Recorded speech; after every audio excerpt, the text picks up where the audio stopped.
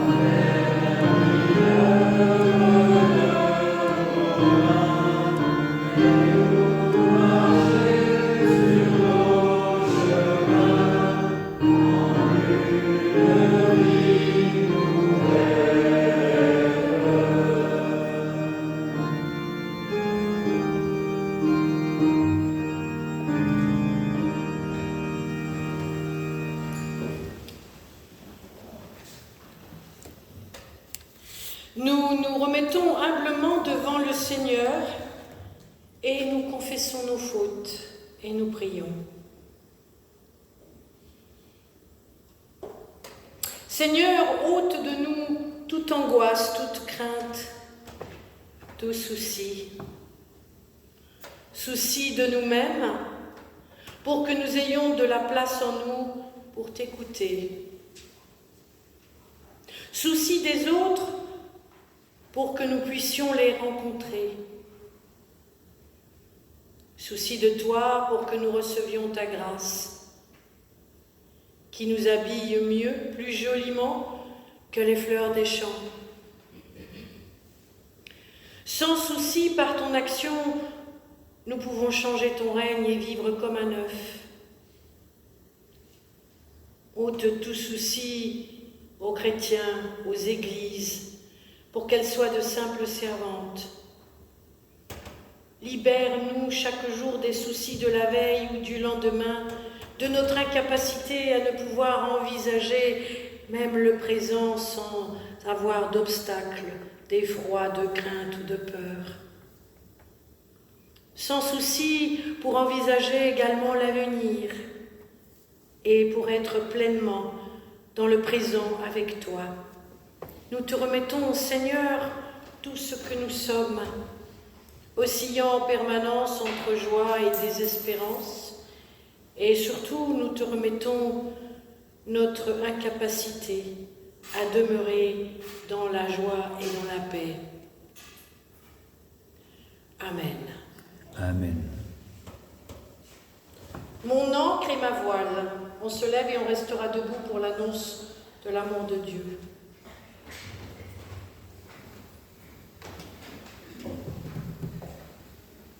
Amen.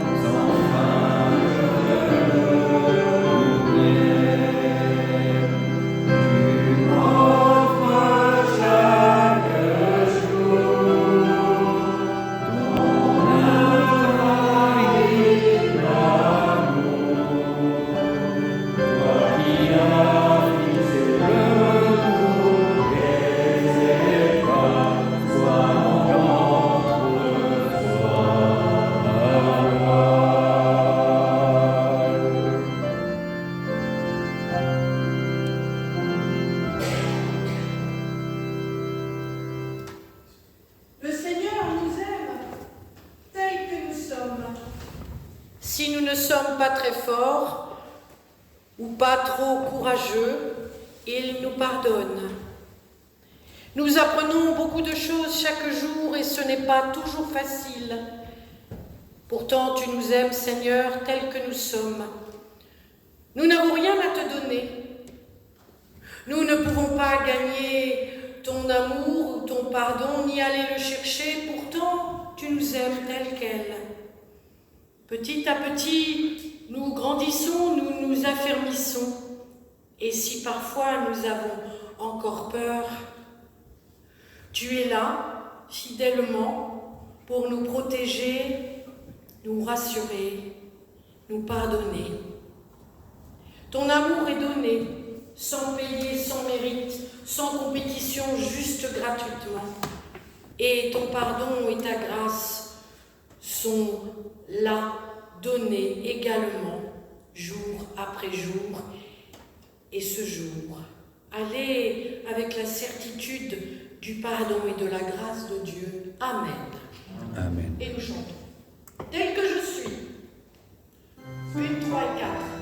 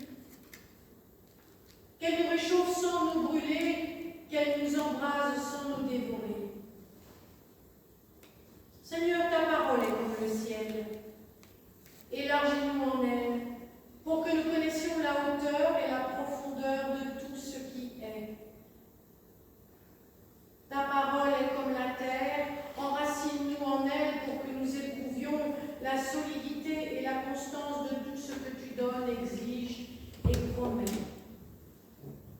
Que nous soyons nourris ce matin et les jours à venir par ta parole. Amen. Amen.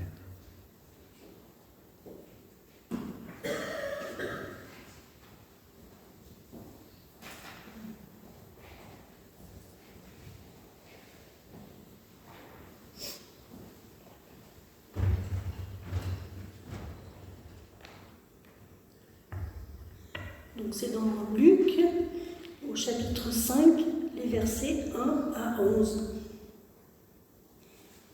Comme Jésus se trouvait auprès du lac de Génézareth et que la foule se pressait autour de lui pour entendre la parole de Dieu, il vit au bord du lac 2 barques d'où les pêcheurs étaient descendus pour laver leurs filets. Il monta dans l'une de ces barques qui était à Simon, et il le pria de s'éloigner un peu de terre. Puis il s'assit, et de la barque, il enseignait la foule. Lorsqu'il eut cessé de parler, il dit à Simon, « Avance en pleine eau, et jetez vos filets pour pêcher. » Simon lui répondit, « Maître, nous avons travaillé toute la nuit sans rien prendre. Mais sur ta parole, je jetterai le filet. » L'ayant jeté, ils prirent une grande quantité de poissons, et leur filet se rompait. Ils firent signe à leurs compagnons qui étaient dans l'autre barque de venir les aider. Ils vinrent et ils remplirent les 2 barques, au point qu'elles s'enfonçaient. Quand il vit cela, Simon-Pierre tomba aux genoux de Jésus et dit, « Seigneur, retire-toi de moi, parce que je suis un homme pécheur. » Car l'épouvante l'avait saisi, lui et tous ceux qui étaient avec lui, à cause de la pêche qu'ils avaient faite. Il en était de même de Jacques et de Jean, fils de Zébédée, les associés de Simon. Alors Jésus dit à Simon, « Ne crains point, désormais tu seras pêcheur d'hommes. » Et, ayant ramené les barques à terre, ils laissèrent tout et le suivèrent.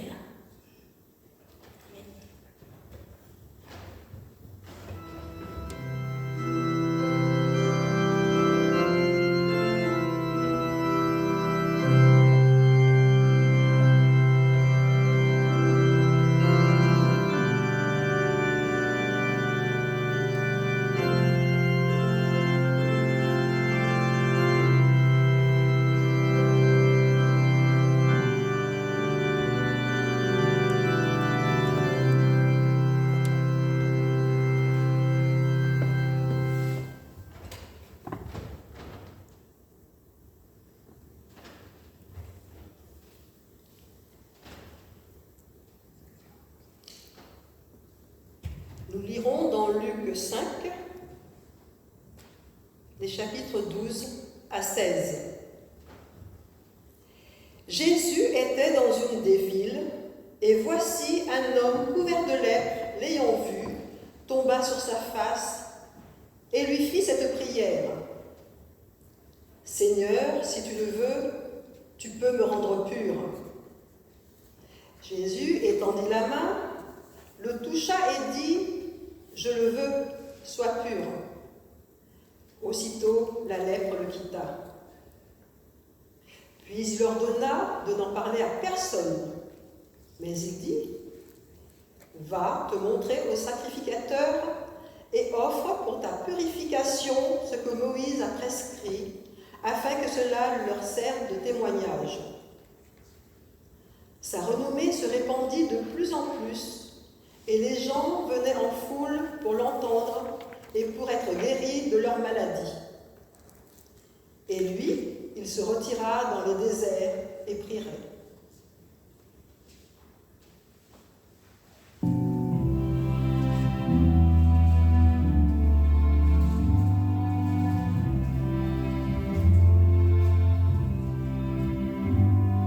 And I think of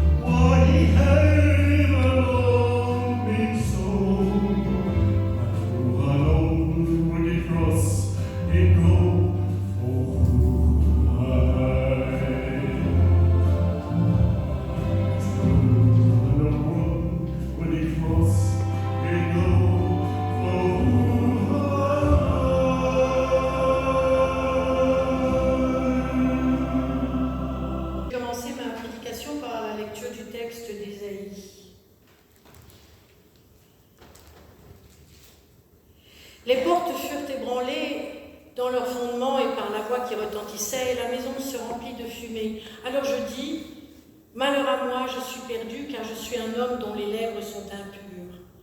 J'habite au milieu d'un peuple dont les lèvres sont impures, et mes yeux ont vu le roi, l'Éternel des armées.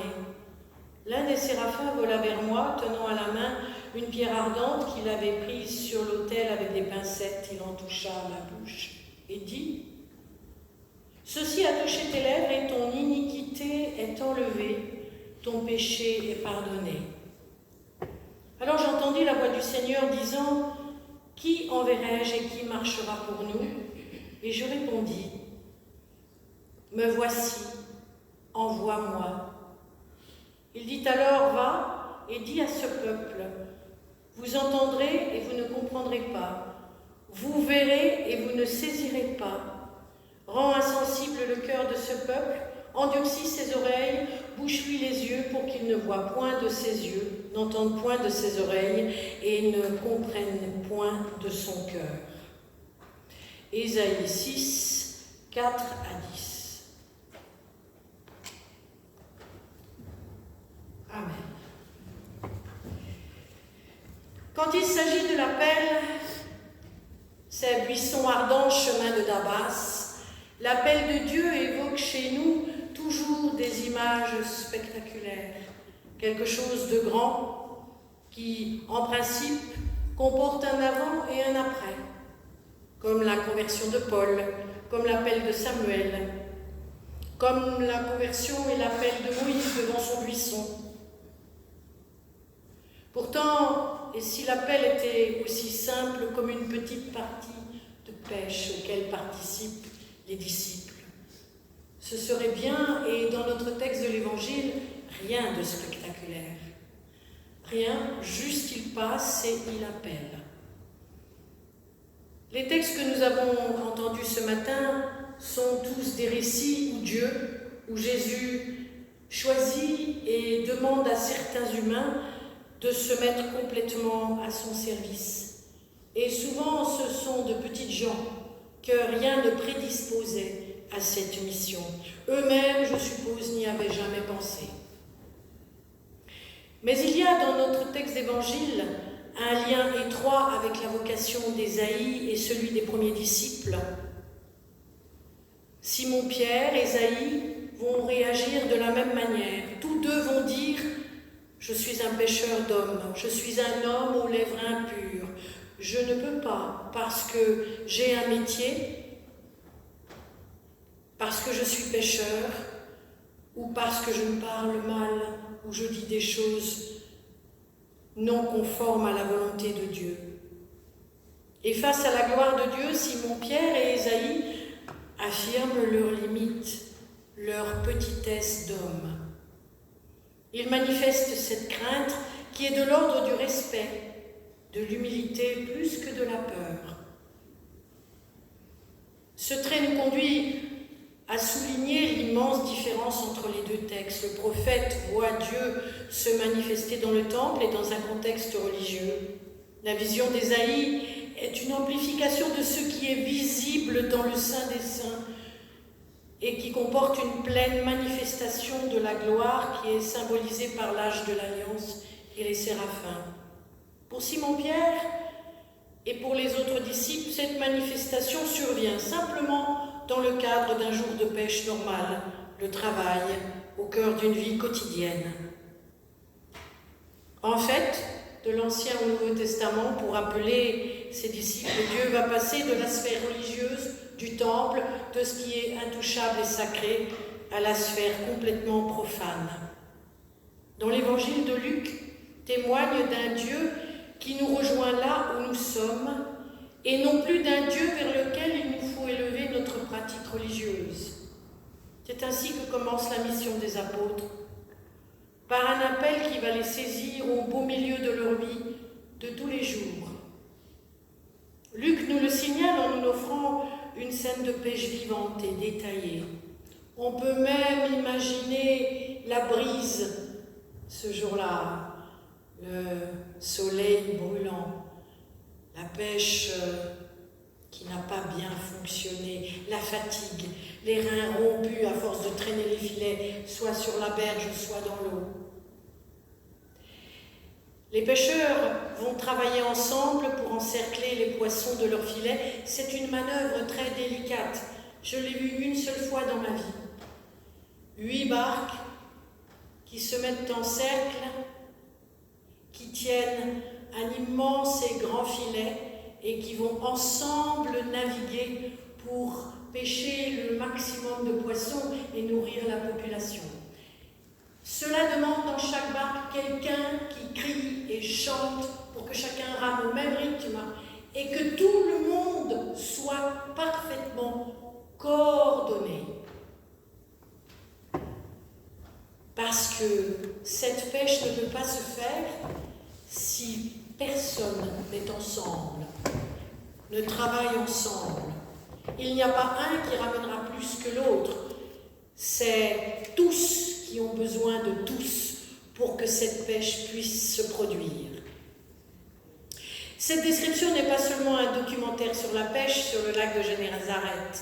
En plantant le décor, Luc ne se contente pas d'insister sur le quotidien dans lequel ses disciples sont appelés. Il va nous les présenter à travers la mission qui lui est confiée. Jésus nous appelle pas pour notre épanouissement personnel, pas pour notre bien-être, pas parce qu'on aimerait être reconnu, pas parce qu'on en a envie, pas parce qu'on est comme à l'école. Moi, monsieur, moi, je voudrais bien. Il se manifeste quand il éveille notre foi, quand quelque chose va se passer en nous, quand nous sommes prêts. Et il nous confie à chacun et chacune, comme aux disciples, une mission. C'est l'expérience que va faire Ésaïe aussi, Simon-Pierre, Paul et tant d'autres témoins bibliques.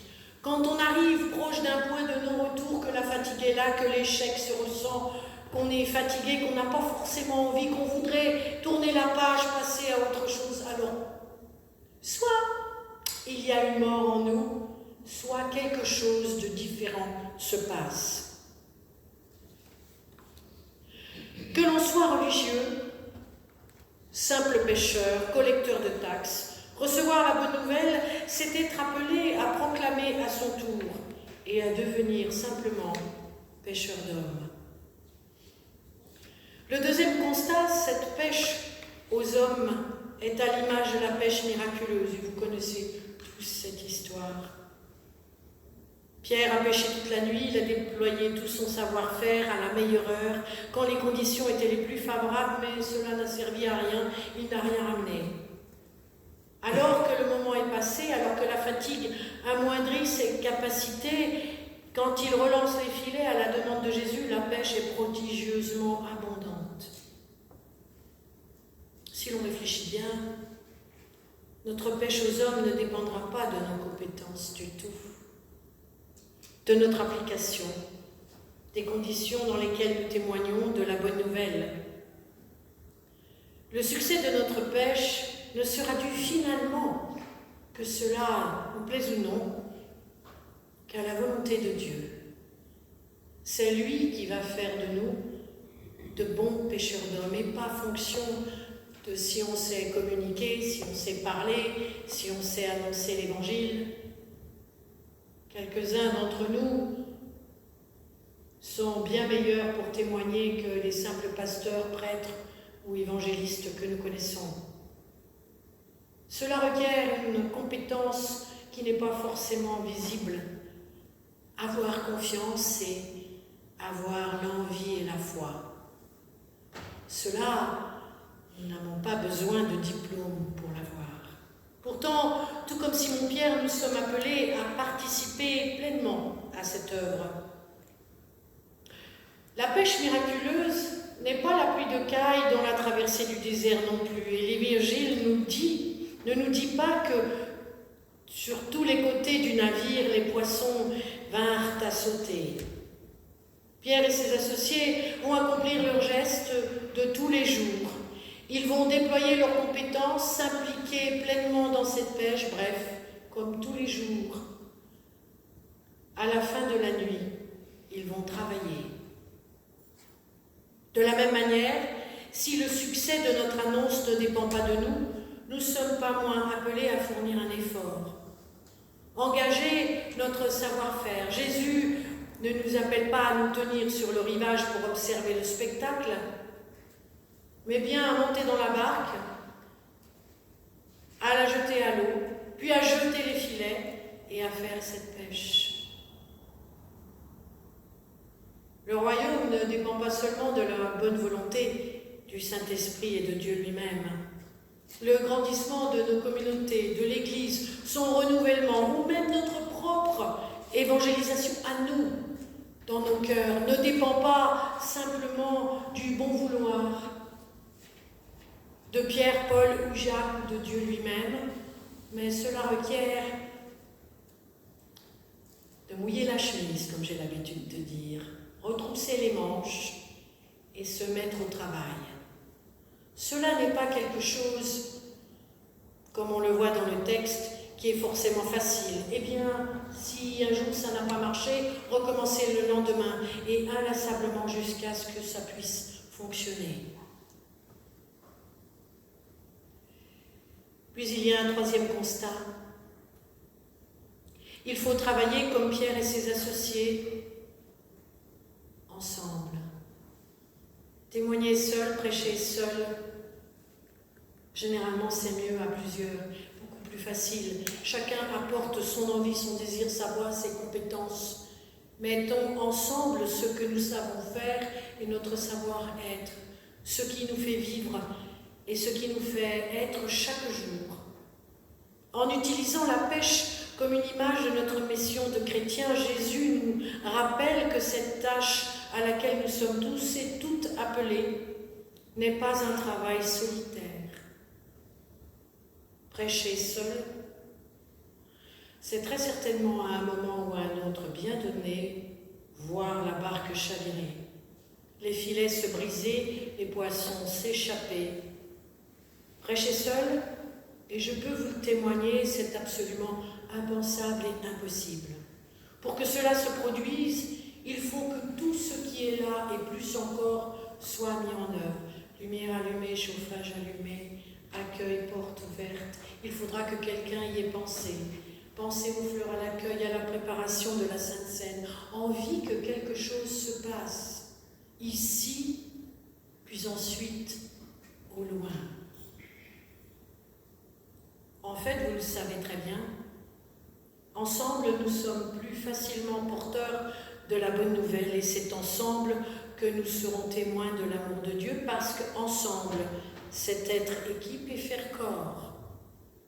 Cela demande, bien sûr, vous allez me dire, un peu de coordination, de la compréhension mutuelle, de la confiance, de l'écoute, de la parole et de la communication. Tout comme Pierre fit signe à l'autre barque, sachons demander de l'aide quand ça ne va pas trop bien chez nous, à nos frères et sœurs en Christ. Sachons répondre aussi aux demandes d'aide.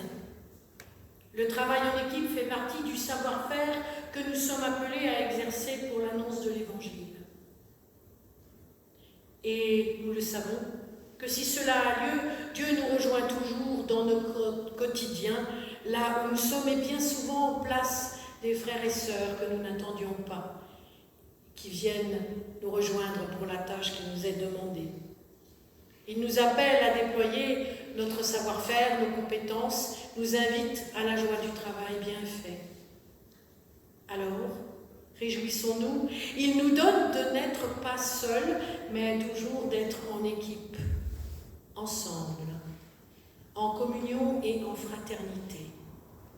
Peu importe s'il y a entre nous des points de vue qui divergent, c'est l'envie qui est commune, qui est importante, l'envie de dire et de témoigner.